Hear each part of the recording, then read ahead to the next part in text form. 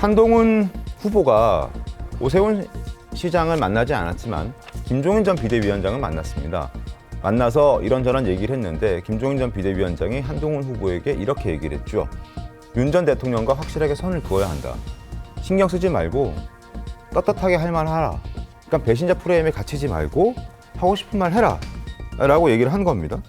그리고 때마침 어제 대구를 갔는데 대구에서도 배신자라고 비판하는 시민들의 고성이 또 한동훈 전 대표 후보를 향해서 쏟아지기도 했었습니다. 그때 모습 잠깐 보여드리겠습니다. 윤 대통령께서 기합을 했습니다. 이재명 대표가 탄핵 30번 넘게 했습니다. 아쉽지만 이 두 분은 함께 퇴장해야 합니다. 그게 지금의 시대 정신입니다. 이 자리에 나와주셔서 너무 감사합니다. 결국 우리 정치는 우리가 고맙습니다. 네, 고맙습니다. 괜찮습니다. 예, 제가 잘하겠습니다. 고맙습니다. 예. 괜찮아요. 조심하세요. 괜찮아요. 예. 다수 후보들이 그 윤심이라는 것을 얘기하고 윤심팔이를 하고 있는 것 같아요. 지금 대한민국에서는 민심이 윤심보다 딱 5천만 배 더 중요합니다. 한동훈 후보는 SNS에도 이런 글을 올렸는데요. 화면 함께 보죠. 자, 한동훈 후보가 지금 SNS에 어떤 글을 썼냐면 민심이 윤심보다 5천만 배나 더 중요하다라는 글을 올린 겁니다. 그러니까 윤 대통령의 마음을 얻으려고 윤 대통령의 이야기를 전하는 후보들보다 본인이 더 잘하고 있다. 그리고 본인처럼 민심을 더 생각해야 된다는 걸 강조하고 있습니다. 어쨌든 국민의힘 후보들 가운데서는 지금 여러 가지 목소리들이 나오고 있고 윤 대통령과의 어떤 관계 설정을 해야 되느냐가 지금 고민거리인 것 같습니다. 송국근 본부장님, 어떻게 좀 보셨습니까? 일단 민심, 5천만 민심이 전부 다 윤석열 전 대통령에게 떠났다는 것을 전제로 하고 저렇게 표현을 하잖아요. 네. 그리고 김종인 전 비대위원장도 윤석열 전 대통령과 선을 그어라 했는데, 정치인에게 선을 그어라 했는데, 그러면은 유권자들이 다 선을 그었느냐. 그동안 그 탄핵에 반대를 해서 거리에서 나왔던 유권자들도 있고, 이 유권자들이 먼저 선을 그어야지 그다음에 정치인들이 선을 긋는 것이지, 유권자들은 아직 선을 긋지 않고 그 어떤 탄핵에 대해서 인정을 하지 못하는 그런 유권자도 있어요. 네. 현실적으로. 네. 그런데 무조건 선을 그어라 하는 것은 어떤 정치인이 먼저 선을 긋는 것은 아니고 민심이 먼저 선을 그어야 되는 것이죠. 그러니까 그런 부분에서 좀 적절한 표현은 아니었다고 저는 생각을 하고, 그다음에 대구 민심 같은 경우는 한동훈 전 대표가 그때 처음에 정치를 시작을 한다고 결심을 했던 게 동대구역에서였어요. 동대구역에서 그때 4시간 동안 팬미팅을 했지 않습니까? 법무부 장관 때 가서. 네. 그리고 그 기사표까지 뒤로 놓치면서 팬미팅을 했고, 나중에 그 시점에 본인이 동대구에서 정치를 하겠다는 생각을 했다고 밝혔습니다. 그러면은 그것은 결국은 어떤 보수의 가치, 보수 정치인으로서 자리매김하겠다는 이야기랑 마찬가지예요. 네. 대구에서 그렇게 했다고 하는 것은. 네. 그런데 지금 대구에서는 아무래도 다른 지역에 비해서는 윤석열 전 대통령 탄핵에 대해서 반대하는 그 여론이 다른 지역에 비해서는 많았죠. 그렇죠. 많았는데 한동훈 전 대표는 실질적으로 탄핵에 앞장을 섰지 않습니까? 그 탄핵 소찬이 통과될 때.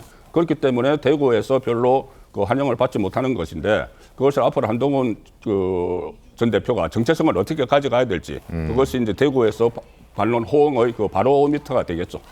네, 근데 여기서 또 주목할게요. 한동훈 전 대표뿐만이 아니라 다른 국민의힘 주자들도 서서히 윤 전 대통령과 거리두기를 하려는 것 아니냐, 이런 해석들이 나오고 있기 때문입니다. 한번 목소리부터 들어보겠습니다.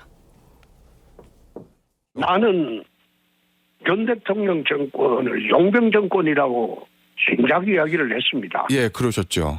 그랬죠. 예. 그래서 각자의 길을 가면 되죠. 대통령의 마음을 파는 모습도 안 좋고, 또 대통령을 또 자꾸 언급하는 것도 좋지 않다고 생각을 합니다. 윤석열 대통령을 잊어야만이 대선을 치르는데 탈당의 문제는 본인이 결정하는 부분이니까 그건 윤 전 대통령이 지혜롭게 판단. 네, 지금 탄핵된 지 2주 정도밖에 안 됐는데 지금 주자들의 태도가 조금씩 달라지고 있는 것 아니냐, 이런 해석들이 스물스물 나오는 겁니다. 지금 보시는 것처럼 김문수 후보 탈당 등의 문제는 윤석열 대통령이 알아서 판단하실 문제. 유정복 후보, 이제 윤석열 전 대통령 잊자. 언제까지 윤심에 기대서 선거를 치를 생각이냐. 한동훈 후보, 민심이 윤심보다 5천만 배 더 중요하다. 홍준표 후보까지 윤석열 전 대통령과의 관계는 각자의 길을 가면 된다. 이런 얘기를 했습니다.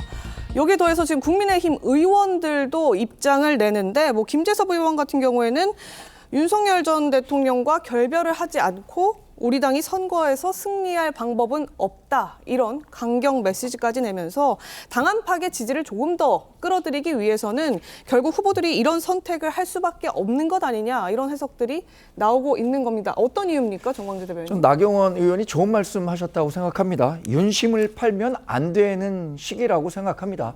그리고 한동훈 후보가 얘기한 윤심보다 민심이 5천만 배 중요하다라고 한 것은 어차피 윤석열 대통령도 한 표고 나머지 다른 유권자들도 한 표를 갖고 있다는 원론적인 얘기고 윤심이 민심과 지나치게 괴리됐다 이런 것을 전제로 얘기했다고 생각하지 않는데요. 네.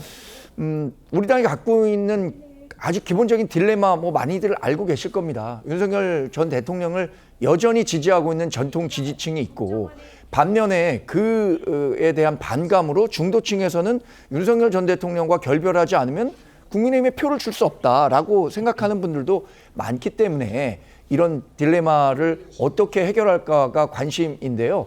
결국에는 저는 집토끼는 결국에 선택을 강요받을 때 다시 집으로 돌아오기 마련인데 산에 사는 산토끼나 들토끼를 잡으려면 그분들을 공략할 수 있는 적절한 정치적 전략이 나와야 한다고 생각합니다. 그런 측면에서 본다면 지금 중도층에서 일고 있는 정권 교체와 정권 연장론, 당연히 정권 연장론이 상대적으로 열세인 거는 확인할 수 있는 거잖아요. 중도층들을 우리 편으로 데려오려면 윤석열 전 대통령과의 거리 두기는 이제 일정 정도 필요한 것 아니냐라는 문제 제기를 당내 여러 의원들이 하고 계신 것 같고요.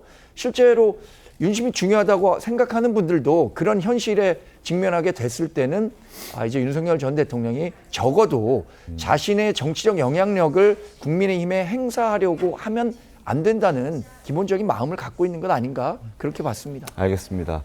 자, 집토끼, 산토끼. 이 토끼라는 표현이 사실 저희 많이 쓰기도 했었는데 이게 유권자들을 좀 비하하는 그런 표현으로 인식될 수 있다고 하는군요. 그래서 요즘 특히나 이제 대선 국면이기 때문에 이런 부분들은 저희가 또 바로 잡도록 하겠습니다.